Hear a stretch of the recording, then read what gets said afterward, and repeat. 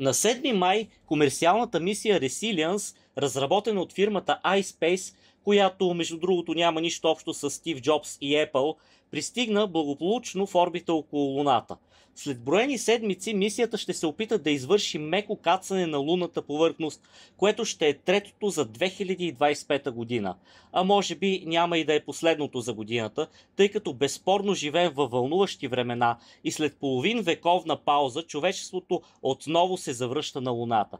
До края на декември все още очакваме да отпътуват спускаемите апарати на фирмите Blue Origin и Astrobotic. Но да се върнем на настоящата мисия Resilience. Отново подчертавам, че това е третата спускаема лунна мисия за 2025, след като на 2 март спускаемият апарат Blue Ghost на Firefly осъществи първото напълно успешно кацане на САЩ на Луната след края на програмата Apollo през декември 1972, а на 6 март спускаемият апарат Athena на Intuitive Machines кацна меко, но се преобърна и въпреки този неблагоприятен ход на мисията, все пак успя да изпрати снимки и научни данни от Южния полюс на Луната. За разлика от Intuitive Machines и Firefly, които са американски фирми, iSpace е международна фирма с седалище в Япония и офиси в Люксембург и САЩ. Това позволява на iSpace да работи по договори на Европейската космическа агенция и Щатите, включително за американската програма за завръщане на Луната Артемида. Любопитен факт е, че на борда на Resilience е качен първият европейски луноход на име Tenacious, създаден от дъщерната фирма iSpace Европа, съобразно споразумения с Европейската космическа агенция и Космическата агенция на Люксембург.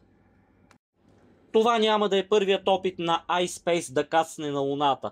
На 25 април 2023 година дебютната спускаема мисия на фирмата се разби заради софтуерен бъг, който попречи на бордовия компютър да измерва правилно разстоянието до лунната повърхност по време на спускането.